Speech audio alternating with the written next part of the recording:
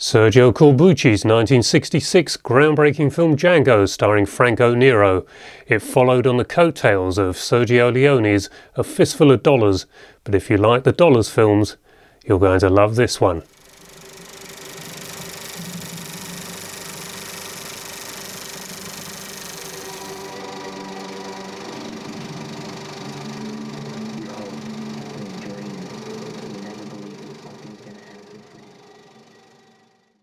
This new 4K of Django is presented in 1.66:1, has a running time of approximately an hour and 31 minutes, and has mono sound that comes out of the two front main speakers. It doesn't have HDR, but as the others proved a few months ago, does 4K really need it? Not always, it seems. However, this pack does not have a Blu-ray in order to compare against the 4K. To me though, the colours looked exceptionally good, almost Technicolor-like, which is quite impressive when you consider this wasn't Technicolor in any form, it was Eastman colour. But overall the colours look good, the density looked good, but perhaps the blacks in a few places are a little wishy-washy, but that's possibly something I was just looking out for because I knew it didn't have HDR. On the back of the box it says, presented here uncut from new 4K restored elements. That's a bit meaningless. It's not telling us it's from the original camera negative, the internegative or the interpositive. So it could be done from 35mm release prints, but nevertheless it does look very good. However, early on, for the first minute or two, you may notice the odd minor scratch, neg dust, a bit of dirt here and there, and with the optical titles where they've been inserted on glass plates, they left some dust on there, and that's still present in this new 4K master. Please don't blame the cine to video transfer for that. That was the way it was when it was shot, so there's nothing that can be done about it without really spoiling the aesthetic pleasure we get from seeing the film as it originally was. So there's a few things to bear in mind early on. There's a bit of film grain visible throughout this, but it was shot full frame 35mm, wasn't Techniscope like most spaghetti westerns done in Italy and Spain. So it's very good image quality, may not be as good as it could have been if it isn't the original camera negative, but I thought it looked very good overall, as I said. There's no Blu-ray in this pack, so nothing to compare against the 4K, but for me this was the first time of watching, very pleased to see it looking as good as it does, just like seeing it in a cinema, probably better than it was back in the 1960s, probably 1967 by the time most people saw this one. Don't think it actually got a theatrical release here in the UK. I believe it was banned because it was considered to be too violent, and yet today that seems a bit of an anachronism as it only gets a 15 certificate.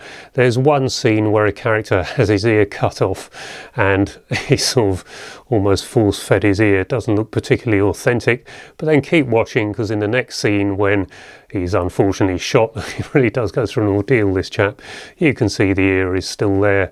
And there's another sequence later on, and you can't blame anyone for not going back and reshooting this big scene really, but in the background you can see a white van driving along. So things do go wrong in filmmaking, and back in the 60s I suppose most cinemas had huge screens, so the image degradation that a huge projection would have given to the prints would have disguised those flaws, but nevertheless they're here, and on 4K with it being transferred so well to 4K, these mistakes are there for all to see, but doesn't take you out of the film. In fact, I'd say it enhances it somewhat because we're seeing the film as it really was.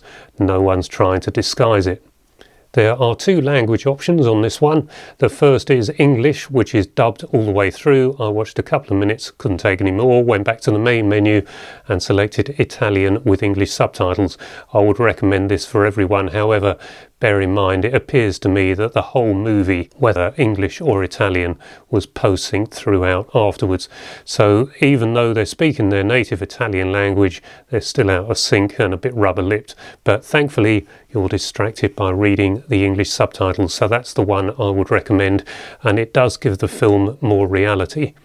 Now, most of us know what to expect with a spaghetti western, but those that don't, just bear in mind this isn't really a conventional film. It's a bit different being the Italian spaghetti western, but you've got to be prepared for that and don't expect it to be the latest American or British blockbuster or Australian from anywhere around the world.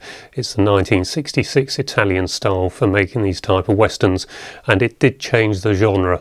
So the extra feature on here is Django and Django, Sergio Corbucci Unchained, and starring Quentin Tarantino as the main interviewee, but also with Ruggero Deodato, who many of you will recognise as being the director of that famous video nasty Cannibal Holocaust. Now, there's a film I'm never going to forget, but there's also a standalone interview with Ruggero Deodato, and in there he talks about how Sergio Corbucci taught him how to be cruel in films, and didn't that come to fruition with Cannibal Holocaust?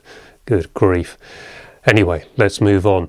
The inlay is reversible, and I prefer that reversed inlay because you get the main poster for Django as the front, and then on the rear you've got a few details of Django and then the documentary Django and Django. So that seems best suited, and I do think the documentary is worthwhile looking at. It does give you an almost complete history of the spaghetti westerns. Well, not complete, but a pretty thorough history and a better understanding of this genre of films, and probably a greater appreciation of Django. So not one to watch before you watch Django, but if you've got any enjoyment out of Django, you watch Django and Django the documentary, I think you will have a greater appreciation of the main film. So, final things to mention: there's a standalone interview with star Franco Nero, which is his whole career wrapped up in about 15-20 minutes, quite interesting to see. And also there's an introduction to the film Django by Alex Cox. If you haven't seen the film already, don't watch this introduction because it's full of spoilers, so just something to bear in mind. The book seems to be rather interesting. I've only got about halfway through it at the moment, 60 odd pages, but full of good information of the Italian cinema at the time of Django. One particularly interesting piece towards the end of page 8 about how cinema audiences in Italy were going down between the mid-50s to mid-60s, and how cinemas were disappearing or going down as a result. Sounds frighteningly similar to what we're going through in Britain today, but I suppose it's been ongoing since the 50s over here really, hasn't it? So anyway, it's a film that probably can't be recommended for everyone, but if you're into film history, or if you like spaghetti westerns, you know the film Django, you like the Dollars trilogy, I think this one's for you. But also, if you maybe just fancy something different, then this is a very nice package, and perhaps a good way to dip into a bit of Italian film history. Right, couple of updates to finish. Creepshow Series 4. I've just completed watching this. I've thoroughly enjoyed it, and that was a relief really, because I thought after the first 3 series, which were terrific, I thought no way they can keep that up for Series 4. But apart from perhaps a bit of a budget cut to reduce our friend the creep from being an animatronic or a man in a suit, he's now just appearing as the cartoon character within the comic book strips that introduce every story. There's 6 new episodes in Series 4, and each one contains 2 stories within those episodes, run for about 50 minutes each, so it's around 25 minutes per story. And 25 minutes in, when you go to the second story, you do get a set of credits going across the screen and an introduction from the creep within a comic book strip. So it's all got the same atmosphere, the same feel as the previous C3 series and the previous, well, there were 3 films, weren't there, but only 2 in reality, I suppose. But I think these series are better than the films. I've enjoyed them more anyway. But the highlight of Series 4 is George Romero in 3D, which is in episode 6. I thought that was absolutely wonderful, and at the best standard, perhaps, of the best stories in the previous 3 series. So a wonderful release again. It's only gone out on Shudder a few months ago on the streaming service, and if you're into Creepshow like I am, and I like these sort of horror films that don't take themselves seriously, too many on these days. They just try to take themselves too seriously, and jump scares and all a bit cliched. So I found this one well, this whole series a bit refreshing. The only other update to give you is thanks to Mark Stuckey of BBC's The Repair Shop. He helped us out at the recent convention in Leicester. Film is fabulous. And at our breakfast table, poor old Mark, I brought down a few things from this home cinema. Now, Mark, can you do something with this to get this working? And anyway, the upshot is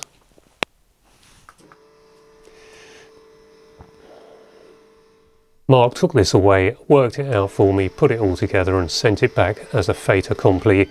All I had to do was bolt it to the wall, and now the bottom masking goes up and down just like the top masking does, and of course the side masking comes in and out. And Mark also took away one of my curtain motors that was damaged because I've been pushing it too hard, putting the curtains too far over, and there's a design flaw in these curtain motors that does cause, if you're daft enough to pull the curtains far enough over, does actually break one of the gears. But Mark's come up with what seems to be a very good workaround for this. I've implemented it on a second curtain motor, and I've now got that curtain motor working that curtain over there, so it seems to work perfectly, or better than the original curtain motor did. So anyway, I think that brings you up to date. I think the next video will be sort of a look back at the year.